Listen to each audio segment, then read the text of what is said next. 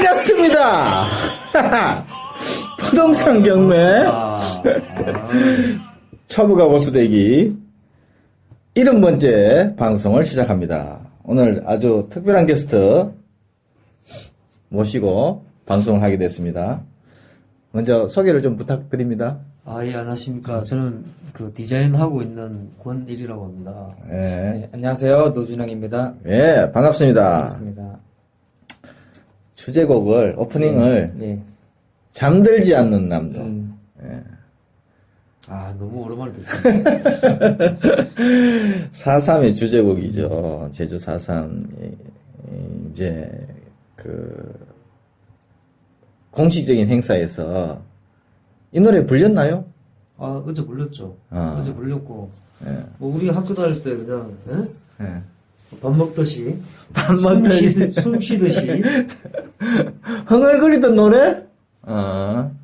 소장전 하면 꼭 불렀던. 어제 4.3, 광화문 집회에 갔다 왔다면서요. 가서. 촌에서 여기까지 서울까지 그것 때문에 올라왔다면서. 맞습니다. 예. 추워가지고.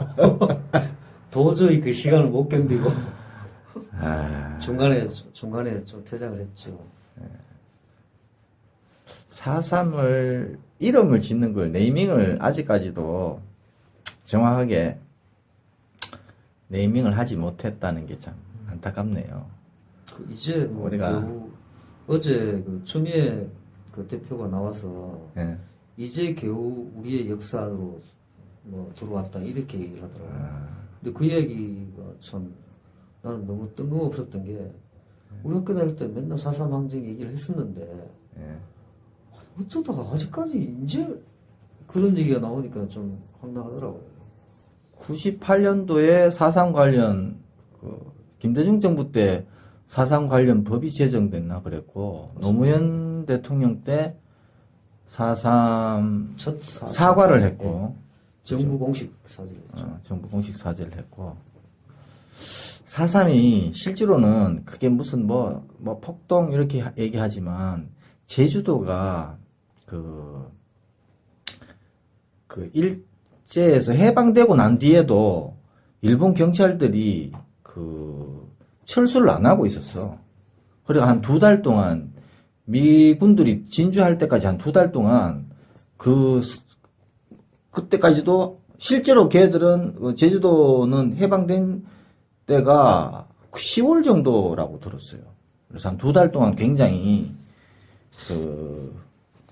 일제의 압박이 계속되었고 거기에 대한 스트레스가 많았고 그러던 차에 이제 47년도에 3.1제 기념행사 때 어린애가 4살짜리인가 5살짜리 몇 살짜리지 한 7살 어린애가 기마병이 탔는 말발굽에 애가 희생이 돼버렸어. 행사를 하는데 3.1제를 기념행사를 하는데 어린애가 이제 경찰 기마병을 이제 이렇게 코너를 도는데 애가 거기 들어가가지고 애가 죽어버린 거야.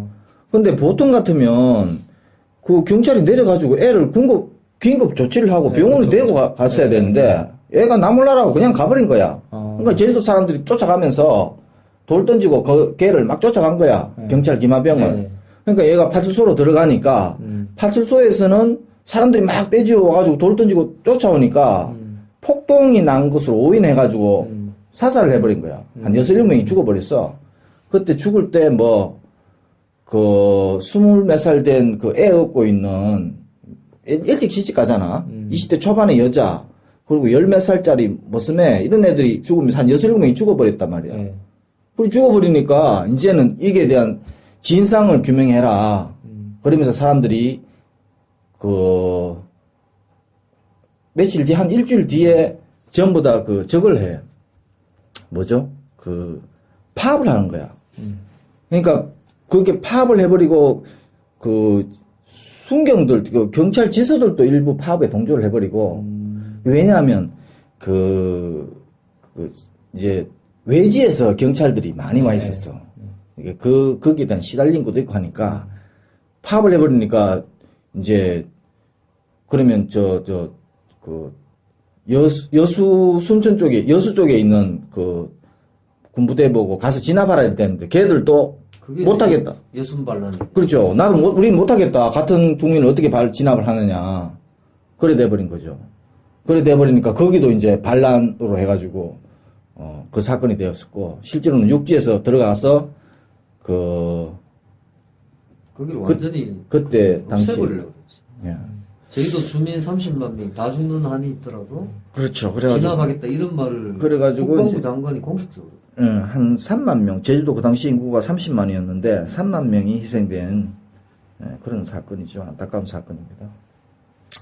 아직까지도 뭐 우리는 배울 때 유신시대 초등학교 다니면서 폭동으로 배웠고 우리 학교 다닐 때 이제 항쟁이라는 말을 썼다고 항쟁. 대학 들어가니까 이제 항쟁이라고 재평가를 했고 근데 그 당시에 유신시대 때 그렇게 배웠던 사람들이 대학에 들어가서도 항쟁을 인정하지 못하고 아직도 항쟁이나 폭동으로 얘기하고 있는 사람들도 있고 뭐 그래요.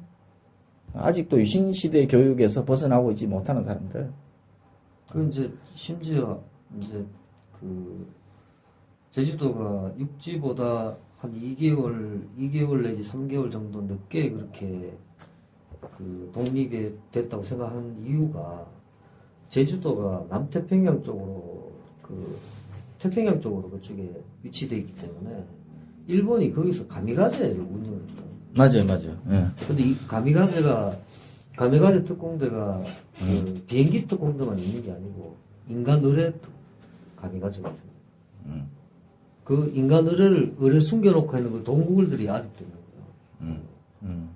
그것 때문에 제주도는 훨씬 더 일본 치하에 오래 있었고 그것 때문에 이제 그런 사건들이 이제 어떻게 쉽게 얘기하면 일본 애들이 너무 놀란 거지.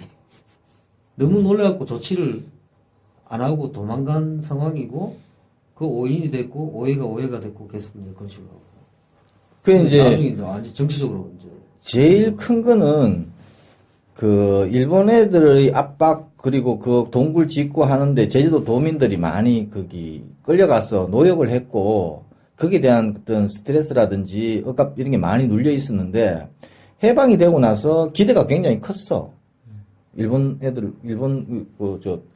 잔존 세력들을 물리칠 수 있다는 그런 기대를 갖고 있었는데 근데 미군들이 들어와가지고 자기들 편리에 의해서 그때 당시에 부역했던 일본 경찰들을 그대로 다 요직에 앉혀가지고 그대로 행정을 했단 말이지. 그러니까 거기에 대한 스트레스가 더 컸던 거야. 그리고 4.3 터지기 바로 전에는 이거 파업 주동자들 색출한다고 애들 잡아다가 고문해가지고 한 2-3명이 죽었어, 학생들이. 그러니까 이제 4월 3일날 무장봉기가 일어난 거지. 무장봉기가 일어나면서 실제 우익단체들 습격해가지고, 걔들도 몇 명 죽긴 죽었어요. 한 10몇 명이 죽은 것 같아. 근데 공식적으로 수복청년단이 그쪽으로 아예 그냥 육지에서 그쪽으로 아예 이동을 했고 그래서 그런데 그런 거 보면은 제주도 난 좀 자주 갔었는데 제주도 가옥구조 같은 거 참 있어요. 제주도 가옥구조. 가옥구조. 예. 제주도 가옥구조는 보면 아주 낮죠. 예. 지붕이. 낮을 수밖에 없는 게 바람 때문에. 바람이 세요. 잘못 뭘 이렇게 많이 높게 올려놓으면 다 날아가거든요. 그러니까 낮게 하고. 그러면 땅을 조금 파가지고 들어가는 그런 구조. 그런 구조를 만드는, 그는 내가 못 봤는데. 예. 그거는 바람 많이 부는 지역은 그래요. 바람 많이 부는 지역에, 남미 고산지대 이런 데는 보니까 집을 지상 위에다가 짓는 게 아니라, 그 바닥이 지상에 있는 게 아니라 바닥을 조금 파고 들어가요. 그런 경우도 있죠. 1.5. 그럴 수도 있죠. 그러니까 0.5 지하라고 그래야 되나? 제주도 같은 경우는 돌담을 낮게 이렇게 깔아놓잖아요. 돌담을 낮게. 그것만 해도 상당히 안전판 역할을 하니까 또 그런 역할도 있고. 근데 그 환경이 어떻게 됐든 간에 이제 그 전체적으로 집이라든가 뭐 문화를 형성하잖아요. 그 그 환경이. 바람이 많은 데는 낮게 가게 돼 있고, 그러니까 눈이 많이 오는 데는 이렇게 박공의 그 경사도가 아, 세죠. 각도가 굉장히 세죠. 예. 하고 추운 지방은 콘크리트를 잘 안 합니다. 나무로 많이 지어요. 왜냐? 보온성이 강하거든. 콘크리트를 하게 되면 추워가지고 열 손실이 너무 세고. 몽골 가니까 몽골은 진짜 추우니까 집을 어떻게 지었냐면 여기 벽이 있으면 벽 안쪽에 다시 또 벽이 있어요. 그렇게 지어놨더라고. 예. 그러니까 한 겹 더 있는 거예요. 그렇죠, 그렇죠. 그러니까 그게 이제 또 비슷한 게 그 열대 쪽에 가면은 두께가 우리가 보통 한 20에서 30cm 된다 그러면 거기는 거의 한 60, 70cm 정도 돼요. 그래야 이 서늘함을 유지를 하거든. 그리고 높이가 이 지붕 높이가 무조건 높아야 돼. 그래야 이 열기가 밑에서 열기가 사람이 이렇게 움직이다 보면 열기가 생기는데 그 위로 뜨거든. 그리고 바람이 들어와도 그쪽으로 들어와가지고 나가면서 이렇게 환기를 시키는데 낮으면 환기가 안 됩니다. 그래, 그렇구나. 태국 같은 데 보니까 천정이 전부 다 그렇죠. 높더라. 밀림 쪽에는 특히나 이제 인도네시아 이쪽, 뭐 홍콩도 그렇고 쭉 가보면 엄청나게 높죠. 높게 지어가지고 위쪽으로 이제 바람을 통하게 됩니다. 그게 다 이유가 있구나. 그래서 우리 자연스럽게 오늘의 주제 인테리어에 대한 얘기를 해보려고 합니다. 그래서 디자인을 하고 계시는 우리 권일 씨 그리고 준영 씨는 인테리어 사업체를 하나 갖고 있죠. 네. 예. 인테리어는 한지는 얼마나 됐고 지금은 성과는 어때요? 경매를 시작할 때부터 뭐 인테리어는 뭐 계속 해왔죠. 근데 이제 미적 감각이 상당히 해야 될 텐데. 글쎄요, 뭐 돈벌이 미적 감각. 돈벌이 수단으로. 그게 이제 사실 미적 감각을 예. 뭐 신경 쓸 겨를이 없었죠. 뭐 집 빨리 사서 뭐 팔고 뭐 임대 맞추는 거에 중점을 뒀으니까. 근데 이제 좀 최근 들어서 이제 좀 제대로 시작하려 하는 이유가 뭐냐면 이제 옛날에 그냥 경매로 낙찰 받고 그냥 허름한 거 도배장판 싱크대 화장실만 그냥 업자한테 맡기면 끝이었거든요, 사실. 근데 뭐 그때는 이 미적 감각 이런 걸 넣을 그게 없었어요. 그리고 제가 사업체를 갖고 있던 것도 아니었고 그냥 바로바로 그냥 의뢰해서 처리하고 이건데 제가 만든 이유는 일단 너무 비싸. 네. 남한테 의뢰를 하면 너무 한 30-40%는 떼가는 것 같더라고요. 업자가. 그래서 만든 거고 또 최근에 더 키워보려 하는 이유는 그냥 사실 인테리어 하는 거는 어느 동네나 다 있잖아요. 그리고 워낙 많고 그래서 좀 디자인적인 요소를 감미해야겠다 싶어서 요즘은 또 이제 그쪽으로 신경을 많이 쓰고 있죠. 그래서 이제 경매를 하는 사람들이 제일 관심을 갖는 거는 뭐냐면 인테리어 좋은데 과연 인테리어를 해가지고 내가 1,000,000원어치 인테리어를 들였는데 이걸 시장에 이제 팔려고 예를 들어서 201호가 있고 나는 낙찰받은 게 301호야. 그리고 301호를 인테리어를 해가지고 시장에 내놨는데 어느 정도의 같은 값이면 301호를 사가겠지. 네. 근데 가격이 많이 높아버리면 그냥 201호로 사갈 거 아니냐 이거지. 네. 그래서 결국은 최소의 비용으로 그 부가가치 이상 내가 드린 가치 이상을 뽑아내야 되는. 네. 물론 이제 잘 팔린다는 측면은 있겠지. 인테리어를 해놓으면. 네. 그래서 그게 어느 정도의 선인지 어느 정도를 투자를 해야 되는 건지 실제로 해봤으면은 알 거 아니에요. 그죠? 뭐 그러면 욕실 뭐 그냥 전부 다 뜯어 고치는 게 맞는지 어떻게 생각해요? 저는 뭐 제 개인적인 의견으로는 일단 두배 장판까지는 기본이잖아요. 그리고 이제 제일 중요한 게 사실 화장실하고 주방인데 거기서 제일 돈이 많이 나가거든요. 그래서 인테리어를 한다는 건 사실 투자 측면에서 한다는 거는 그 최소한의 비용으로 최대 효율을 뽑아내기 위해서 하는 그런 거잖아요. 안 하면은 안 하는 비용을 아낄 수 있잖아요. 근데 하는 이유는 들인 비용보다 더 높게 팔기 위해서 그리고 더 높게 시세보다 높게 임대를 맞추려고 그러는 거거든요. 그럼 그 목적을 맞추려면 사실 뭐 싱크대나 뭐 싱크대나 화장실, 집 이런 거 뭐 한샘 불러서 딱 갈아엎으면 이쁘죠. 1,000만 원, 2,000만 원 들어서 하면 이쁜데 그만큼 이상 높게 팔리진 않잖아요. 뭐 어디 뭐 그냥 지방에 있는 빌라를 뭐 1억짜리 빌라를 그렇게 2천 들여서 한다 한들 2천 더 높게 팔 수 있지는 않은 거거든요. 그래서 저는 주방 같은 경우에는 뭐 굳이 큰 돈 들이지 말고 진짜 막 문이 안 닫히거나 다 작살 나지 않으면 그냥 시트지 정도로 필름 붙여서 이쁘게 해도 상당히 새 것처럼 효과를 낼 수 있고 화장실은 아무래도 좀 돈을 쓰는 게 맞다고 봐요. 그래서 제가 제 경험으로 그리고 간접 경험으로 봤을 때 뭐 500 투자하면 1000 그리고 뭐 한 300 투자하면 500 정도는 충분히 더 높게 불러서 팔고 전세도 더 높게 나가는 특히 전세가 더 높게 나가는 이유가 전세는 자기가 집을 고칠 수는 없잖아요. 물론 있지만 어차피 빌려 쓰는 집인데 이쁜 집에 들어가려 하지 굳이 들어가서 자기가 그렇게 바꾸고 싶어 하진 않거든요. 근데 그 집이 다른 집보다 비싸다 한들 뭐 요즘은 전세 자금 대출이 잘 나오니까 그 이자 한 몇만 원 더 내는 걸로 퉁치자 이런 분들이 되게 많으세요. 네, 그래서 저는 인테리어 하는 게 좀 더 낫다고 보거든요.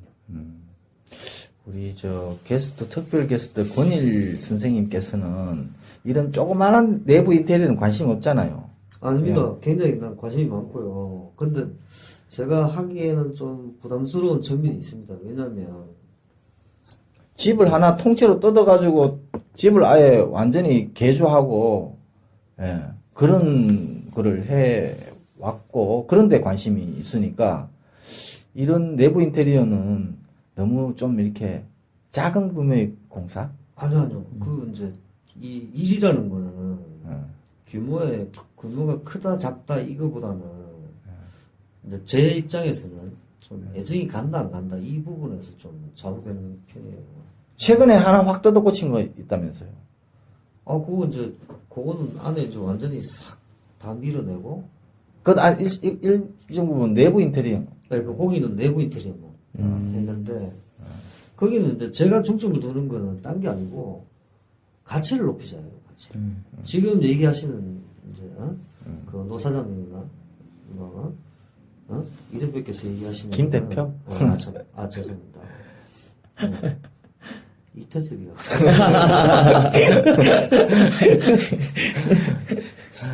근데 그거는 시세 차익을 얘기하는 거예요. 그러니까 얼마나 시세 차익을 좀 잘 보느냐 이 부분인데 내 같은 경우는 좀 이렇게 실제로 거주하실 분하고 얘기를 많이 하고 그러다 보면 그 거주하시는 분들하고 얘기를 하게 되면 가치를 높일 수 있는 방법들은 무수히 많이 나와요. 그거는 정답이 없습니다. 뭐 예를 들어서 어디? 예를 들면 그 얘기 하기 전에 인테리어를 보통 집의 인테리어를 주부들이 많이 하시죠? 그렇지 주부들이 한다 그래봤자 뭐 벽지 조금 그렇죠. 바꾸고 뭐 식탁보 바꾸고 뭐 커튼 바꾸고 하는 그런 수준. 그렇죠. 가구 재배치하고 뭐. 아니 그러니까 그 DIY 말고 그 주부들이 관심이 있는 이유는 뭐냐면 1번 심심해서 2번 비자금을 받으려고 비자금? 3번 내가 해보고 싶은 게 너무 많아서 세 가지 뭐 이런 식으로 할 수 있는데 뭐 내가 생각하는 그래 얘기를 해보면 그러니까 주부들이 집안을 가장 많이 알고 집 식구들의 행동 방향을 가장 많이 알고 그리고 어디에 뭐가 필요하다는 걸 정확하게 알고 있어요. 그러니까 주부의 머릿속에 있는 어떤 인간 반경이라고 해야 되나? 자기 식구들의 반경. 식구들의 그 행동 패턴에 따라서 구조를 바꾸는데 나는 중점을 둬요. 구조가 제일 중요합니다. 내가 판단하는 거. 일종의 공간 분할 같은 그렇죠. 거죠. 공간 재해석이라고 얘기하죠. 전문 용어로. 공간에 대한 재해석. 집안에 이렇게 파티션을 치고 뭐 그렇죠, 아니면 그렇죠, 이제 뭐 약간 살짝 낮은 이런 걸 해서 그 위에 창문을 뭐 올리고 그런 거 말씀하시는 거예요. 이제 아파트 같은 경우에는 저는 별로 권하지 않습니다. 뭐 효율적이지도 않고 그리고 아파트는 어차피 공동생활이기 때문에 거기서 해봐야 별로 답이 안 나와요. 이제 비자금 만드는데 중점을 두는 경우가 많고 그러면 단독주택 같은 단독주택 같은 경우는 제가 정말 막 너무 좋아하죠. 왜냐면 단독주택은 네. 그 만약에 어떤 한 블럭 안에 뭐 그 코너에 있는데 말고 중간에 있는 집을 내가 만약에 리모델링을 안 했다. 그쪽 전체 라인을 나 완전히 분위기를 바꿀 수 있어요. 그 상권 살려버릴 수도 있어요. 한 집이 바뀌어버리면 다른 집도 바뀌어버리니까. 따라가니까. 아니, 안 따라가도 상관없어. 그러면. 분위기가 확 바뀝니다, 일단. 어. 동네 분위기가 확 바뀌어요. 근데 그거를 왜 내 돈을 써서 하니? 이렇게 얘기할 수 있죠. 나는 싸게 하고 싶다. 그럼 싸게 하시면 돼요. 근데, 이제, 가치라는 거는 자기가 좋다고 생각하는 가치는 남들이 공유하게 돼 있어요. 그거는 뭐, 아무리 숨겨도 공유가 됩니다. 시간이 지나면. 그래서 이제 전체적인 가치로 이제 자꾸 올라가는 거고. 그럼 정원도 바꾸고, 뭐, 앞들이 조그만 게 있으면 거기도 바꾸고, 야외도 바꿔야 돼. 그렇죠. 아니, 그러니까 그거는 이렇게 그런 전체적인 것들을 다 같이 이제 이제 건축주하고 얘기를 해야죠. 그거네요, 그러면. 우리 옛날에, 일요일 밤에 옛날에 봤던 거. 그 집 바꿔주는. 러브하우스라고. 이런 개념이에요. 이런 개념인데, 근데, 뭐라 해야 되나, 러브하우스 같은 경우에는 나는 그거 보고 좀 문제가 많다. 뭐 어떤 면에서 문제가 있어요? 첫 번째, 인테리어는 바꾸고 난 다음에 쓰는 사람이 자기의 생활 수준에 맞게 쓸 수 있게 꾸며줘야 돼요. 거기는 너무 의사소통이 없었죠. 제 기억에. 그렇긴 하다. 네. 아니 그냥 꿈의 인테리어를 보여주는 것 뿐이에요. 그거는 업자의 인테리어지 거기에 사는 사람의 어떤 인테리어가 아닌 거예요. 그렇긴 맞잖아요. 하다. 맞아. 아니 내가 믹스 커피를 타먹는데 포트하고 이게 필요가 없잖아요. 예. 그라인더하고 포트가 필요가 없잖아. 그걸 갖다 놓고 믹스 커피를 딱 줘. 어떡하라고. 그런 격이다. 이런 얘기네. 그리고 뭐 예를 들면 이런 거 있죠. 이제 한 60대 되시는 어르신들이 보통 보면은 이제 방이 한 3개, 4개씩 있잖아요. 근데 애들이 이제 자녀들이 출가를 했어요. 근데 그 공간을 뭐 어떻게 할 수도 없고 어떻게 해야 될지도 모르고 이러니까 그냥 놔두시는 거잖아. 근데 그래서 그러고 있다가 나중에 이제 집을 이제 좀 줄여서 또 가시던가 이렇게 되죠, 그죠? 근데 만약에 그걸 이제 공간이 넓으면 집들이 방이 많고 해도 별 상관이 없는데 집을 줄여서 가실 때 보면 우리나라 어디에 가더라도 방이 일단 3개잖아요. 방이 3개잖아요. 2개도 있고 1개도 있습니다. 너무 이게 4개도 있고 4개도 있고 5개도 있어요. 예. 옛날에 우리 애가 초등학교 1학년 때인가 울산에 살 때 그때 24평 아파트에 살았어요. 네네. 그 단지에는 88평인가 뭐 단지가 그 아파트가 하나 저 끝에 그 동이 하나 있었어.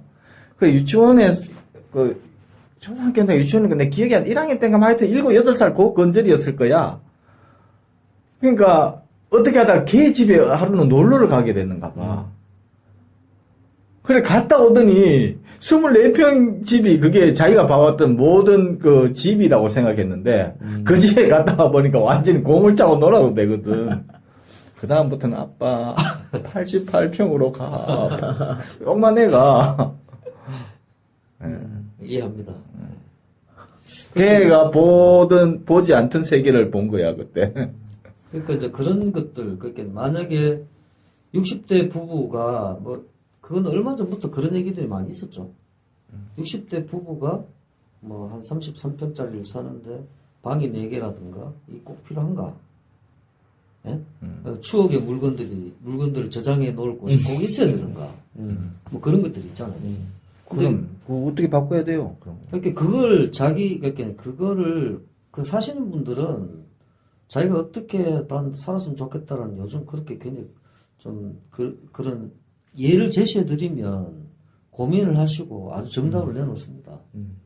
난 방이 딱 2개만 있으면 된다. 그럼 나머지는 뭐 하시겠습니까? 물어보면 나는 그냥 시원하게 튀어서 거기서 그냥 뒹굴뒹굴 하고 싶다. 이러시는 분도 있고. 예? 나는 선재가 꼭 필요하다. 방이 필요 없다, 나는. 예? 어떤 분은 또 난 리스닝 룸이 꼭 있어야 되겠다. 음악을 좋아하시는 분들은. 이제 그런 식으로 어떤 자기한테 맞게, 자기 생활에 맞게 이 공간을 해석해 줄 필요가 있는 거죠. 그게 사실은 그 인테리어 디자이너들이 할 일이라고 생각해요. 예. 그래서 그럴 때 이제 얼마나 이제 일단 그게 나오지 않는 데서 그냥 현재 있는 구조를 가지고 뭘 하는 거는 나는 내 의견으로서는 인테리어 한다고 얘기하는 건 아니다. 나는 그렇게 생각해요. 그냥 이제 살짝 이제 좀 그 지저분한 걸 좀 정리해주는 정도라고 생각하고 하고 이제 근데 제일 중점을 두는 게 그래요. 내가 만약에 공사가 3개월이다 그러면 그 중에 나는 한 1개월 정도를 대화를 합니다. 대화를. 지겨울 정도로 대화를 해버려요. 그럼 다 나옵니다. 어떻게 해야 될지. 내가 머리 짤 필요가 없어요. 내가 자료 찾아놨던 그 자료를 가지고 준비를 해놓고 있다가 건축주하고 얘기를 하다 보면 어떤 식의 디자인을 해야 될지가 바로 답이 나와요. 그러니까 그거는 이 인테리어뿐만 아니라 건축뿐만 아니라 어떤 일에도 마찬가지입니다. 해답은 바로 거기에 있어요. 그럼 이렇게 나눠서 얘기할 필요는 있다. 왜냐하면 우리가 경매 방송이니까 기존의 소유자가 인테리어를 의뢰해 왔을 경우에 이제 우리 권일 선생님이 하는 방식이고 우리 같은 경우에는 물건을 낙찰을 받아가지고 이게 특정한 사람이 요구를 하면 그게 맞춰주겠지만 이 물건이 누가 원할지 어떤 사람이 원할지를 모르잖아요. 그래서 보편타당하게 많은 사람들이 원하는 인테리어를 해놓고 이게 팔리기를 기다려야 된단 말이죠. 그럼 누구랑 대화를 할 사람이 그거는 이제 조금 다른 문제 같긴 해요. 그래서 준영 씨 같은 경우에는 누가 들어올지 모르기 때문에 빨리 팔리고 빨리 임대 나가고 하는 그런 인테리어를 고민할 수밖에 없는 거죠.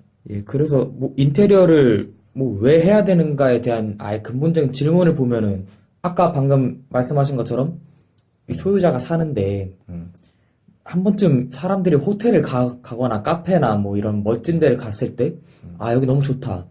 와, 진짜 예쁘다. 이런 데 살고 싶다는 느낌이 들었으면 해야 돼요. 사실 왜냐면 사람들이 사는 게 그냥 이 사는 것만으로 하자면 원룸이든 투룸이든 못 살겠습니까? 좀 이렇게 자기 주거 공간이라는 게 사는 데 있어서 가장 좀 중요하고 또 그리고 만족도가 높아야 되는 거기 때문에 옛날 이제 후진국에서 사실 벗어난 지가 오래됐고 또 7, 80년대 지어진 건물들이 이제 많이 노후가 됐으니까 좀 그때는 이제 그냥 사는 공간이 필요했다면 지금은 잘 살 수 있는 공간이 필요한 거잖아요. 그래서 이제 그런 게 그래서 이제 인테리어를 하는 것 같은데 이제 저희가 경매를 주로 해서 투자용 물건을 인테리어 한다. 라고 봤을 때 방금 대표님 말씀하신 것처럼 이렇게 소유자랑 직접 얘기를 하고 그러면 더 물론 만족도가 높고 이렇게 서로 얘기가 되면은 물론 만족할 만한 결과가 나오겠죠. 근데 최소의 비용으로 저희가 저희 돈을 들여서 임의로 해놓고 또 이 대상을 찾아 나서는 거니까 그런 거에 대해서는 좀 더 고민을 해봐야 되는 것 같아요. 그러니까 이제 근데 지금 같은 경우에는 내가 보기에는 난 경비를 잘 모르잖아요, 그죠? 근데 지금 같은 경우에는 아까 내가 시세차익이라고 얘기했는 그 말이 맞는 게 맞다고 생각이 드는 게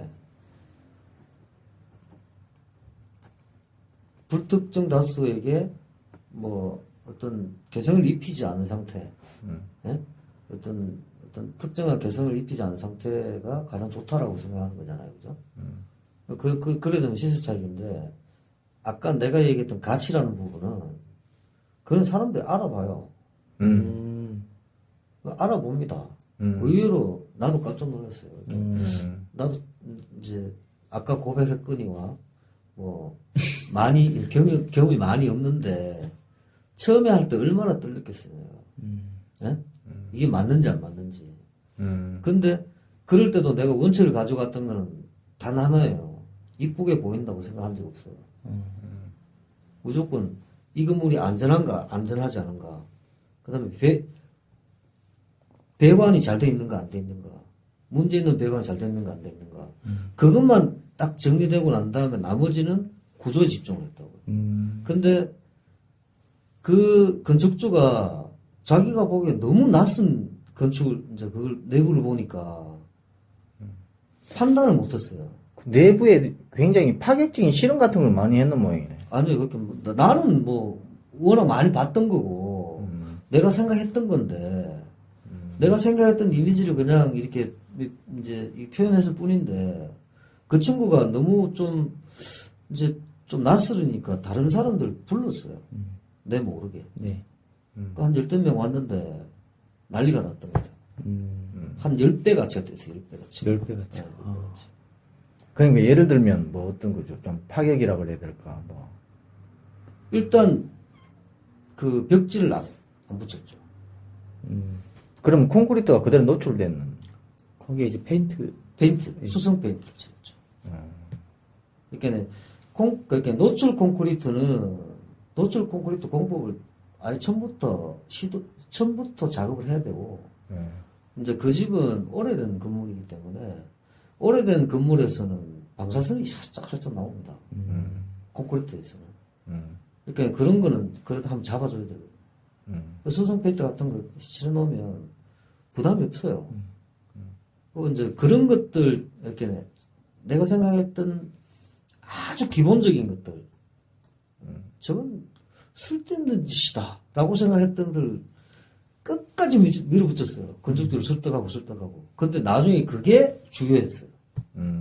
그거를 아주 다들 다 높게 평가했는 거예요. 그러고 이제 장식을 되도록이면 안 했고. 우리 카페에 가입했죠, 오늘. 제가 강압을 해가지고. 아, 예, 그렇게. 예. 아까 카페 했잖아요. 예. 왜 안 한 것처럼 그러죠? 카페에 가입했으니까. 아니, 이 방송을 듣는 분들이 도대체 어떤 식으로 인테리어를 했길래, 사람들이 10배 가치다라고 했는지, 검증을 좀 부탁합니다. 사진을 올려주세요. 아, 네, 그렇도록 하겠습니다. 사진을 올려주세요. 그리고, 우리 권일쌤께서는, 주 활동 무대가 경주입니다. 물론 뭐, 의뢰가 들어오면 전국 어디든지 가겠죠. 박물관에서 주로 일하셨잖아요. 박물관에 그 전시 하시고. 예. 뭐 옛날에 사실은 광고에서도. 서울에서 현역 생활할 때는 인테리어가 별로 안 좋게 느껴졌어요. 왜냐면 워낙 돈도 많이 띄고 아, 돈을 떼인다. 돈도 많이 떼고 그러고 이제 그 떼이는 만큼 또 그만큼 또 이렇게 좀 오버하는 경향도 많고 뭐 그래서 그랬는데 이 뭐 촌에 가서 이제 좀 촌 사람 되려고 내려갔더니 경주에서 뭐 할 일이 없네요. 그래서 이제 박물관 일을 하게 됐고 뭐 그러다 보니까 또 뭐 이런저런 일을 하게 됐습니다. 근데 박물관의 인테리어는 조금 아주 현대적인 인테리어 느낌도 나지만 너무 고정되어 있다는 그 원칙, 박물관이라고 하는 이미지에서 벗어나지를 못해요. 아, 그건 왜 전시, 그러냐면요. 뭐 이런. 그거는 박물관 안에 이제 조직이 굉장히 이제 여러 명이잖아요. 시스템적으로. 근데 그 시스템 안에서 담당자와 그 위에서 결제 라인들, 그 조직 담당자부터 시작해서 결제 라인까지를 다 설득시켜야 돼요. 그러다 보면 뾰족한 게 나올 수가 없어요. 그리고 이제 튀는 게 나올 수가 없네. 네, 뾰족한 게 나올 수가 없고, 그리고 그 박물관에 오는 주 고객층이 있어요. 박물관은 절대 위험 있는 그런 기관도 아니고, 박물관의 주 목표는 대민 서비스입니다. 그러다 보니까 이제 3살 꼬마부터 시작해서 80된 어르신들까지 다 만족시켜야 돼요. 그러니까 이제 아주 파격적인 게 나올 수가 없어요. 네. 그래서 이제 고민해야 될 부분이 많은데 그렇다고 또 그냥 넘어갈 죄가 아니잖아요.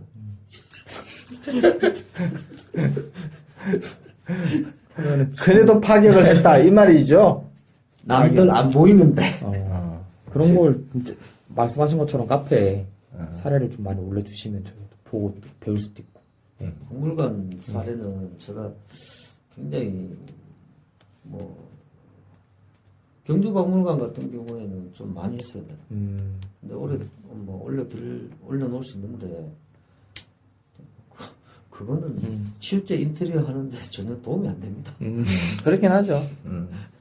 그럼 뭐 이제 집에 저희가 뭐 주로 주거용을 경매로 많이 받아서 이제 뭐 인테리어를 하는 거잖아요. 상가도 물론 인테리어가 필요하죠.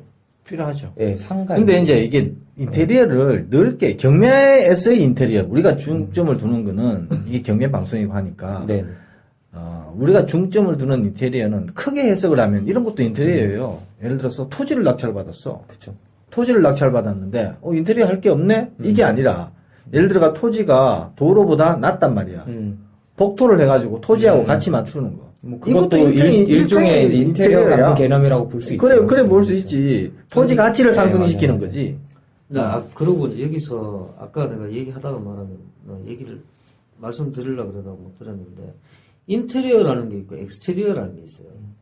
그 노사장님 아실 텐데 김 대표는 잘 모르죠? 외부 인테리어, 내부 인테리어 얘기하는 게 자식이야. 너무 무시하셨다, 제가. 우리가 주로 얘기하는 거는 이제 안에 내부 인테리어인데, 근데 이제 아파트 같은 경우에는 내부 인테리어밖에 못 하잖아. 바깥에 벽을 어떻게 할 거야? 그렇죠. 예. 그러니까 이제 상가를 얘기하니까 말씀드린 건데 이제 얼마 전에 그 공사는 내가 하려고 그러다 못했어요. 그 이제 건축주하고 얘기를 하다가 좀 안 맞아가지고.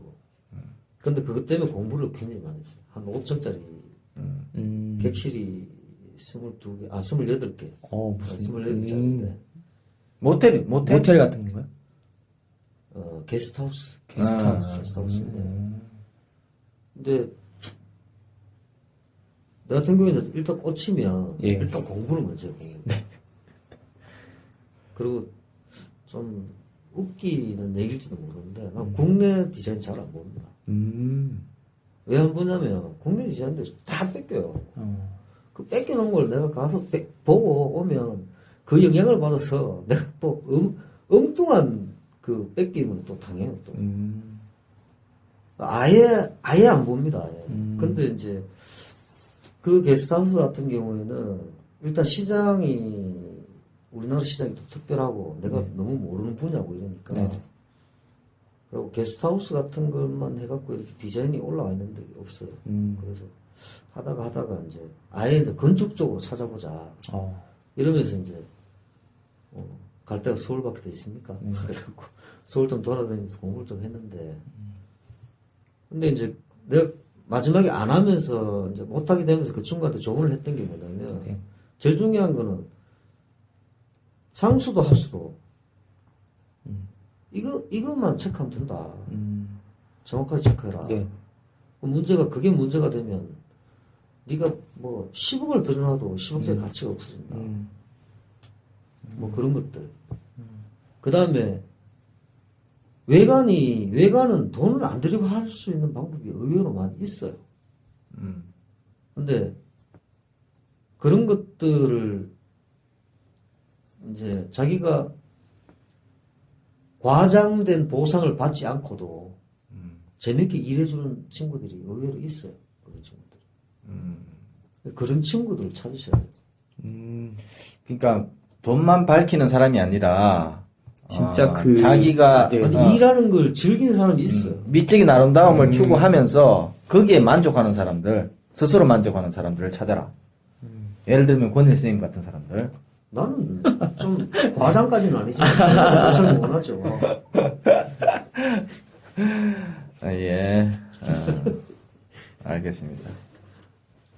그 필이 네. 인테리어 했는 걸 결과물을 한번 보고 싶네. 그러면 이제 뭐 주로 이제 경매로 받을 때 이제 뭐 오피스텔, 빌라, 뭐 이제 아파트 이런 걸 많이 하잖아요. 상가도 물론 하고. 근데 뭐 상가야 워낙 이제 뭐 브랜드 입점이나 아니면은 자기가 뭐 이렇게 뭐 임차를 받아서 한들 그걸 그대로 쓰는 분은 거의 없잖아요. 그래서 먼저 꾸며놓을 이유는 없잖아요. 사실. 그렇지. 그래도 상가는 그건 해놔야 돼요. 조명.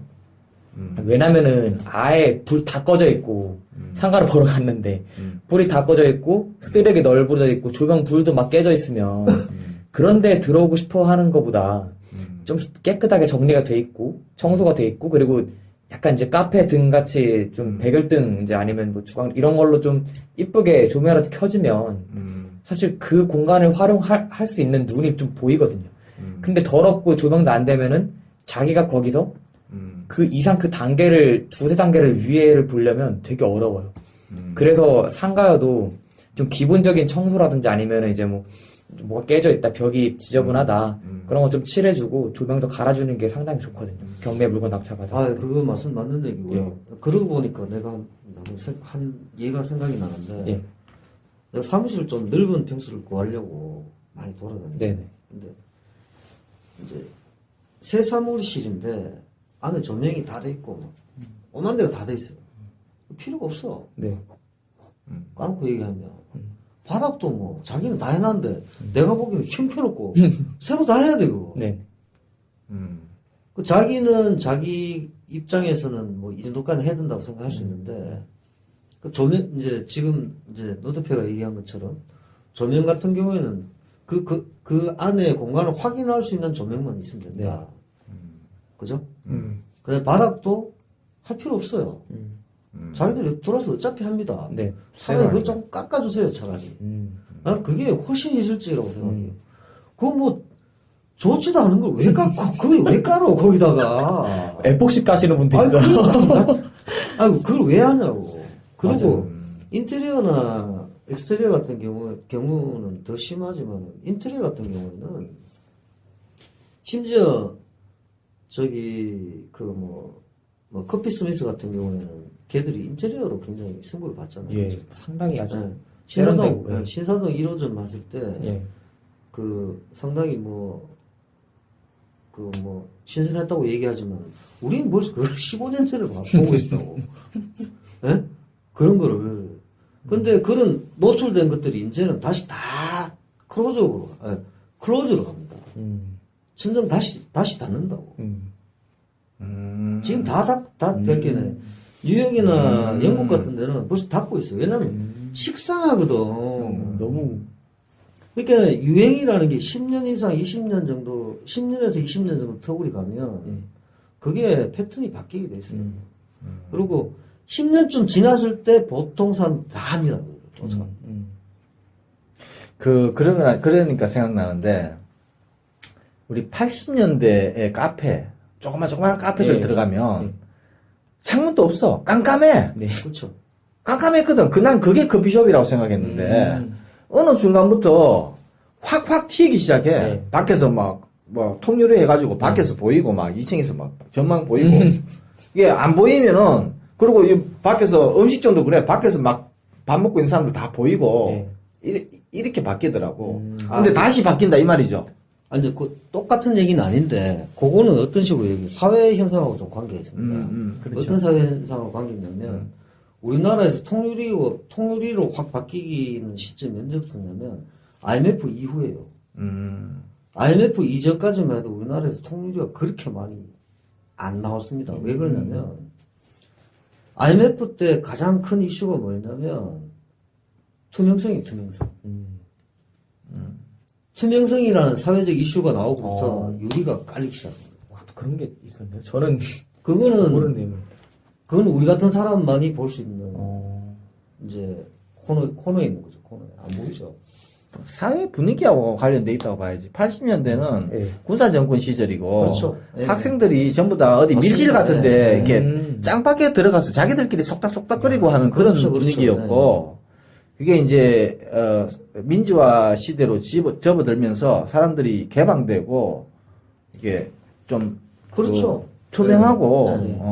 밝은 걸 원하고 되게 그렇게 신기한 그렇죠. 바뀐 예. 것 같다고. 예, 맞습니다. 그러니까 지금은 사실 좀 어떤 내가 아주 좋아하는 게 요즘 이제 그런 것들이 조금씩 깔리기 시작하는데 어떤 거냐면 진심 인테리어예요. 진심 인테리어. 옛날같이 그렇게 고급스럽고 그런 게 안 통합니다, 이제. 카페 같은 데도. 우스워 보여. 왜냐면 다 봤는데 뭐 더 이상 나올 게 뭐가 있어. 근데 오히려 막 깨지고 뭐 중고 같은 것도 막 갖다 놓고 막 이러잖아요. 근데 그게 또 우리나라가 지금 이제 더 이상 발전이 잘 안 된다는 그런 부분도 있고, 그 다음에 한 번쯤 이렇게 그 추억 마케팅이라고 그러나? 좀 그런 개념도 섞이고, 굉장히 여러 가지 복합적이에요, 그게. 지금은 만약에 나무 탁자를 만들어도 옛날에는 막 각 잡아 만들잖아요, 그죠? 근데 요즘 내가 만드는 게 훨씬 더 이쁘다 그래요. 못 만든 거. 진심이 있거든. 내가 이 탁자를 하나 만드는데 잘은 못해도 속이거나 과장하지 않고 하는 그런 진심이 있다고 생각해요. 근데 그런 데 딱 가면 정말 느낌이 좀 달라져요. 그 일본은 그런 일본 같은 경우에는 그런 게 아주 한 20, 30년 전부터 그런 게 나왔죠. 그래서 뭐 상가는 뭐 이제 아까 말씀하신 대로 네. 뭐 되게 사회적 분위기 이거에 영향을 받는 건 상당히 진짜 많았죠. 신기한 것 같습니다. 뭐. 그러니까 형 그거 알잖아. 예. 내 그 89년도, 90년도에 림에서 그 알바했을 때 림에 와봤어요. 림 카페? 거기는 안 가보지. 아, 이거 안 왔나? 그 나무 계단 타고 삐걱거리는 나무 계단 타고 딱 문 열면 깜깜해. 예. 안 보여 잘. 네. 조명도 전부 잘 없어. 네. 깜깜해. 바로 앞에 있는 사람만 보고만 얘기되고 저 옆에 있는 사람들은 이렇게 가봐야 알아. 잘 안 보여. 근데 이제 나중에는 그 시간이 지나면서는 창문들을 다 틀어막아 놨었어. 창문들이. 네. 창문이 아예 없어. 네. 대신에 그거만 있지. 환기시설. 들어가면 제일 먼저 키는 게 그 환풍기부터 켜. 하루 종일 이제 이게 낮게 이게 아침에 이게 문을 열면은 이게 뭐라 해야 되나 공기가 정체돼 있어서 흡연 카페인가요? 그때 다 흡연이지. 다 흡연이지. 지금은 다 흡연입니다. 80, 내가 그거 생각나는데, 80년대 후반에 고속버스 타고 오면서 담배 폈던 기억이 나요. 고속버스에서 담배 폈어. 지금 지하철에서 담배 피우는 거 모르죠. 아유, 상상도 못하죠, 저는. 우리 학교 다닐 때 지하철에서 담배 폈어요. 지하철 안에서, 아니, 지하철을 타고 핀 게 아니라, 예. 지하철 바깥에. 바깥에서 플랫폼에서. 플랫폼에서 기차가 오는데, 네. 거기서 다들 기둥에 있어가지고 한 대씩 피고 그랬어요. 그 재떨이가 있었어요. 그러니까, 재떨이가 공식적으로 있었고. 공식적으로 그 재떨이에 다 진짜 버렸다니까. 그, 그런 시절이 있었어.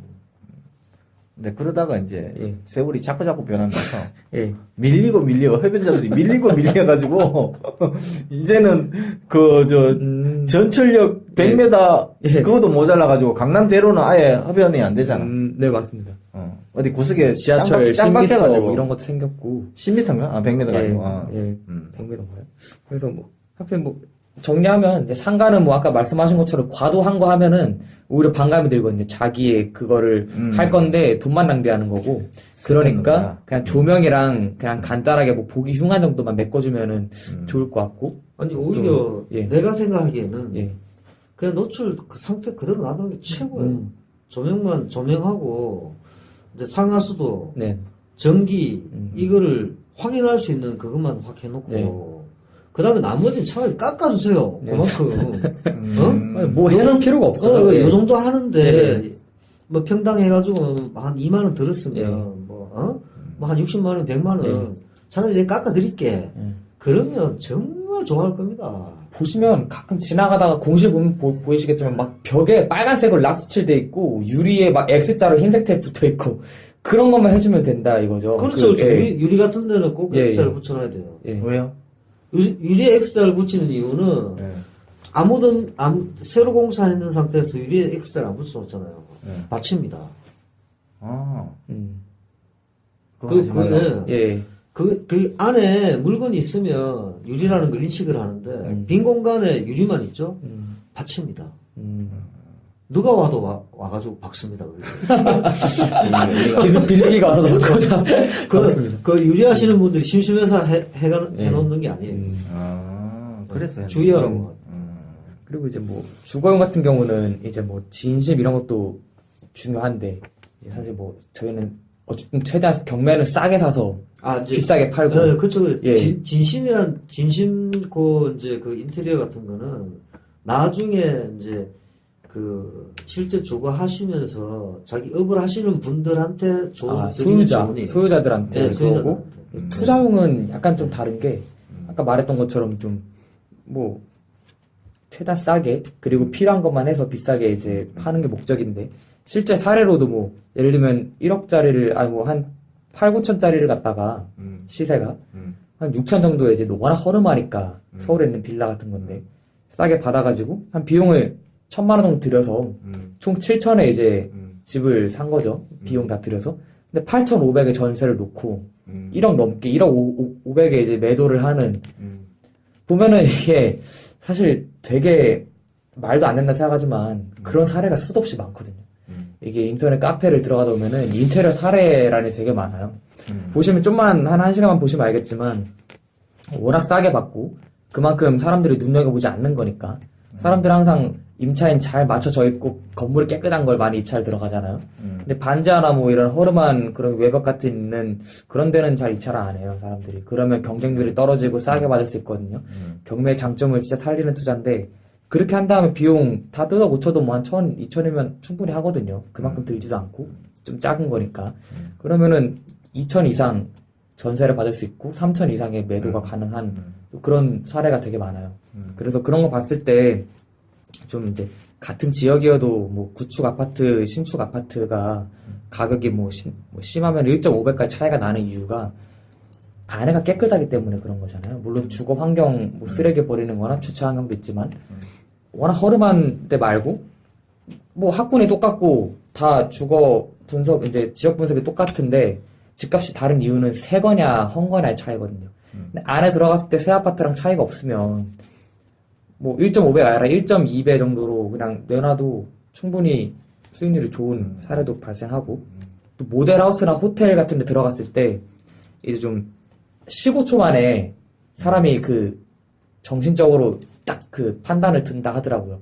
들어가서 집을 딱 들어갔는데 내가 이 집을 사야 되겠다 안 사야 되겠다 판단하는 거는 15초면 끝나고 그 이상 둘러보는 거는 그냥 그거를 합리화시키기 위한 목적이라 그러더라고요. 그래서 15초 안에 마음에 들어야 된다? 예, 15초 안에 마음에 들어야 됩니다. 그래서 들어가자마자 슬리퍼가 딱 누워있고 약간 카페 같은 그런 조명에 위에 이렇게 방향제가 칙칙 나오고 이러면은 사람들이 반할 수밖에 없다는 거죠. 또 여성분들이 많이 집을 보러 오기 때문에 그런 면이 되게 중요하다 이겁니다. 그래서 아까 초반에 말씀드린 것처럼 전세로 놓게 되면은 전세 자금 대출은 뭐 해봤자 한 달에 몇만 원 차이다 보니까 자기 남편하고 같이 갔는데 남편은 이 집 너무 비싸다. 딴 집 가자 해도 와이프가 말하면 따를 수밖에 없는 물론 이제 결혼하셨으니까 알 겁니다. 예. 그런 걸 또 이용할 수도 있는 거거든요. 그래서 나는 마누라 말 잘 안 듣지. 그러다 여모양 여꼴이 됐지만 안 듣지 잘. 이 호텔하고 뭐 모델하우스 분석해봤을 때 좀 대다수 사람들이 좋아할 만한 그런 게 있습니다. 예. 그 정도만 좀 이렇게 해놔도 뭐 누구 특정한 자기의 취향 그 뭐 인테리어 하는 사람의 취향이 아니라 좀 대다수가 좋아할 만한 약간 화이트 톤의 뭐 그런 약간 뭐 백열등 그런 거만 해놔도 상당히 분위기를 좋게 바꿀 수 있고 또 건물 익스테리어 말씀하셨듯이 네모난 최대한 용적률 건폐율 활용해서 면적을 딱 넓게 하려고 네모나게 짓는 게 되게 많았잖아요. 근데 요즘은 같은 지역에 있어도 막 건폐율 용적률 그런 신경 안 쓰고 진짜 이상하게 막 면적 활용 못하게 꼬불꼬불하게 동그랗게 지은 게 더 높게 팔리거든요. 빌딩 거래 자체가. 그게 이제 이제 아까 얘기했던 건물 예. 가치인데, 예. 근데 그게 인테리어도 적용이 됩니다. 음. 그러니까 이제 지금 이제 그 이제 경매 하셔가지고 하시는 분들은 좀 이제 좀 빨리빨리 하시기 위해서 네. 하시니까 이해는 하지만 이제 그 제가 그 저번에 그 처음 했을 때 거기서 느꼈듯이 뭐 10배 얘기를 했으니까 나도 너무 의외였고 뭐 그렇게 봐주니까 뭐 너무 고맙긴 한데 좀 황당하긴 했어요. 황당하긴 했지만 분명히 이제 그렇게 보는 사람이 있다는 얘기잖아요. 그런 거고 그다음에 이제 뭐 익스테리어 같은 경우에는 제일 중요한 게 그 집만 봐서는 안 돼요. 그 환경이 중요해요. 예를 들면 뭐 약간 언덕배기 집에 만약에 2층이다. 근데 그 집의 지하 1층 같은 경우에는 저쪽 반대편에서는 1층이에요. 그런 집 있죠. 예. 네. 근데 그걸 잘 살리면 예. 지하로 아니고 1층으로 예. 그걸 가치를 높일 수 있거든요. 음. 그게 문제. 근데 그거를 이제 어떤 식으로 이제 만들어 나갈 거냐는 그거는 사실은 그 건축주의 몫이 훨씬 큽니다. 디자이너들이 아무리 좋은 걸 제시해줘도 건축주들이 못 받아들이면 답이 없어요. 그런 약간 팩트를 네. 봐야 되는 지금 시대가 왔거든요. 옛날에는 뭐 자기 의견을 고집하면 되지만 지금은 이미 다 나와 있어요. 이렇게 지었을 때 더 비싸게 팔렸는데 자기 주장을 굳이 고집할 이유가 없는 거죠. 아니 이제 건축주가 자꾸 자기대로 해달라 건축주하고 디자인하는 사람하고 이 마찰이라는 게 디자이너가 그리고 있는 그림하고 건축주가 생각하는 그림이 전혀 다르기 때문에 그렇잖아요. 그래서 설득을 해야 되는데 네. 그럼 간단하게 해결되지 않을까요? 그거 스케치 딱 해가지고 자 요런 느낌입니다. 그렇게 설득 안 될까요? 안 됩니다. 왜? 뭐 스케치에서는 전혀 감을 못 잡고 특히나 이제 그 3D 렌더링. 렌더링이나 뭐 그런 쪽으로 해갖고는 건축주들한테 건축주들이 그거 보면은 뭐 되게 있어 보이잖아요 그게. 예. 근데 실제로 끝나고 나면 어떻게 돼요? 그거하고 100% 싱크로율이 맞습니까? 200% 싱크로율이 안 맞아요. 아. 그러니까 렌더링이나 스케치는 좀 덜하고 렌더링 같은 경우는 특히나 그거는 건축주를 위해서 있는 게 아니고 업자를 위해서 있는 겁니다. 해놓고 나 제시해놓고 오케이 했어. 끝나고 난 다음에 건축주는 자기가 생각했던 거 틀려. 예. 근데 나 이렇게 오케이 했지 않냐고 이렇게 얘기해보면 할 말이 없거든. 네. 그 시안이라는 일종의 게 보험용이네. 예. 아니 꼭 그렇게 얘기 못해요. 얘기 못하는데 악용하는 사례가 없잖아요. 촌에서는 그걸 요구하시는 분들이 있어요. 난 그거 할 줄도 모르고 해봐야 뭐 사장님 그거 아십니까? 그거 아는 게 없고 기분 나빠하지. 그러니까 그런데 그걸 그럼 결국은 건축주한테 내 머릿속에 들어있는 이 미적 감각을 너는 믿어라 이거잖아요. 지금 강요하는 거잖아. 그건 아니고 도면하고 평면도 하고 그 다음에 이제 그 특이한 부분을 스케치를 해드리고 그 다음 부분에서 그거하고 유사한 재료 이런 것들을 갖다 보여드리고 유사한 이미지를 보여드리는 거예요. 거기서 그러고 난 다음에 건축주가 종합을 해줘야 돼요. 그 이제 그 건축주가 뭐 저 심지어는 뭐 마음대로 한번 해보세요 이러시는 분도 있긴 있습니다. 근데 그런 부분들도 사실은 굉장히 나중에 설득을 해야 되는 부분도 있고 그 다음에 이제 심지어 어떤 분이 있냐면 아까 이제 60대 이제 부부들이 이제 집을 좀 줄여서 가거나 이랬을 때 이제 제가 상담했던 분이신데 그분은 자기가 30년 전에 30년 전에 사왔던 그 장롱 조그만한 거 있는데 네.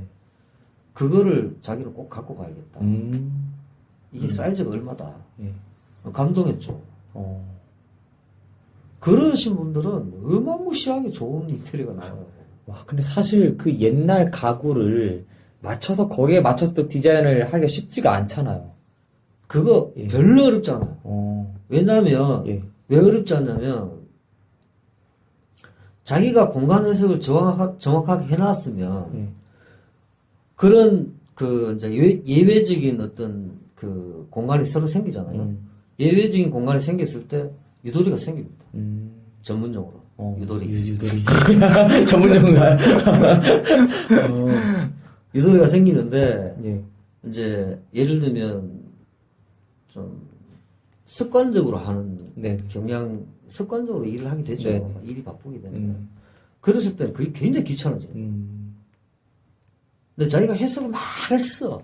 며칠 동안 고민하고 막 누워 있는데 막 계속 그 방만 생각이 나고 막 이 방 이었다 저 방 이었다가 막 뭐 가로로 잘랐다가 세로로 잘랐다가 막 5cm 더 민다고 생각하고 5cm 더 준다고 생각하고 그거에 대해서 고민을 하다 보면 그런 문제도 아무 문제가 없어요. 왜냐하면 그런 고민 속에서 제일 중요한 게 뭐냐면 그런 고민을 하다 보면 아주 큰 틀을 자기가 이해를 해버리거든요.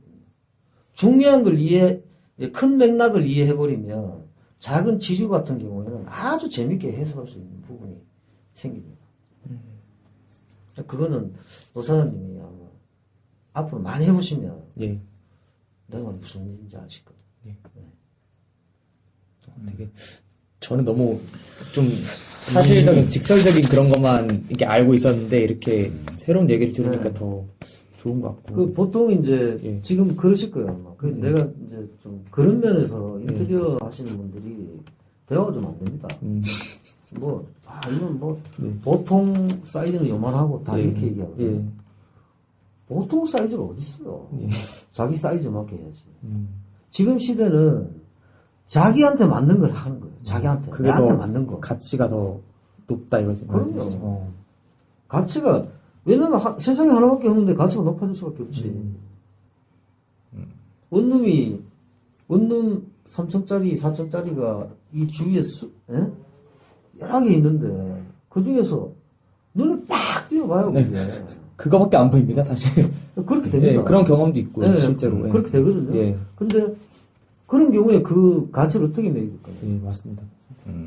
그 단순한 계산 그것만 하면 안 됩니다. 옛날처럼 막 평당 얼마인데 이렇게 지으면 얼마가 나오니까 이렇게 지어주세요가 아니라 조금 공간적 손해를 보더라도 좀 이제 그 이유를 볼 줄 알아야 돼요. 보이지 않는 가치라 그러잖아요. 그렇죠, 그렇죠. 예. 그러고 이제 뭐 예를 들면 이건 내 스킬인데 내 스킬이라기보다는 내가 이제 중요하게 생각하는 건데 공개하시나요? 공개 뭐 얼마든지 해도 나는 예. 왜냐면 다른 사람이 그걸 좀 이용했으면 좋겠어.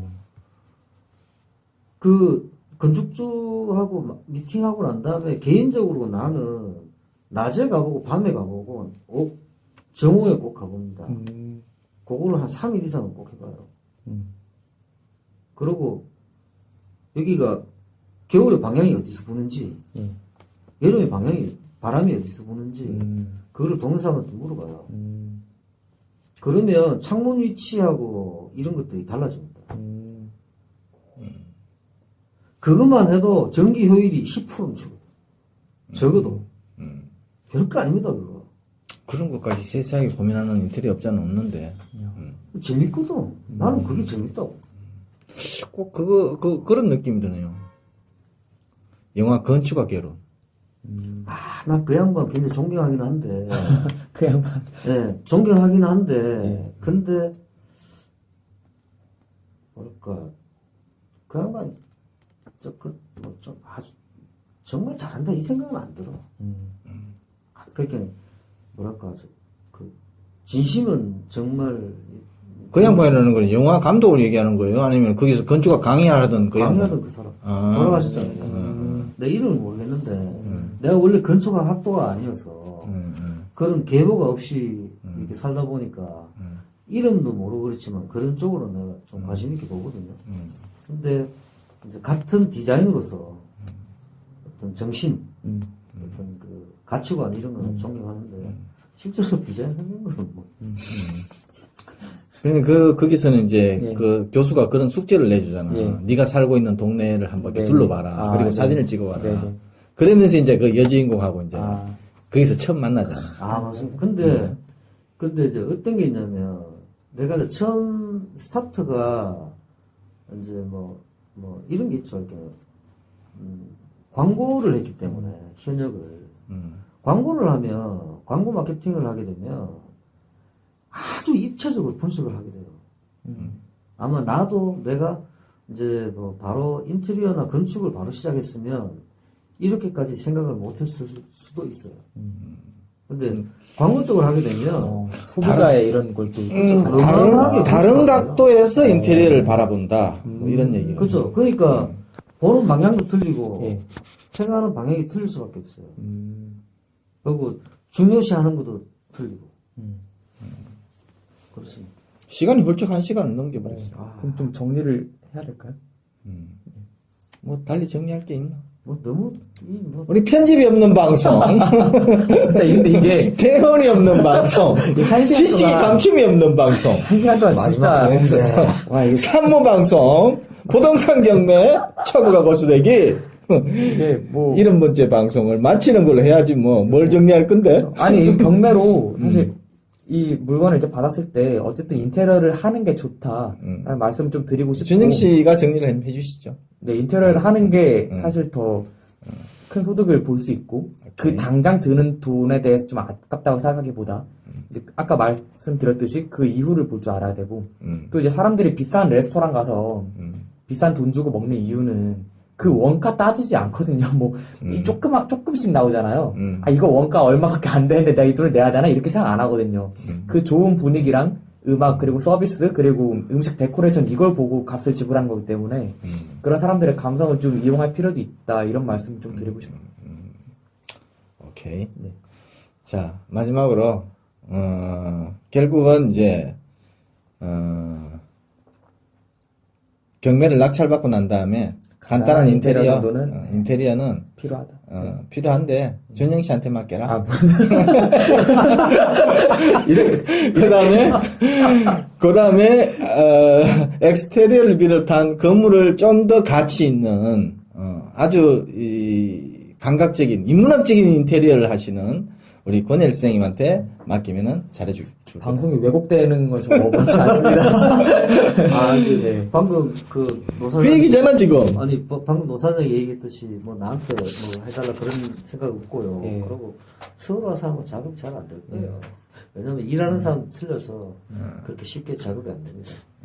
그리고 근데 상담은 아주 좋아하니까 상담은 해주시고요. 상담료가 있습니다, 저는. 비쌉니다. 되게 솔직하신. 일단 여기까지 할게요.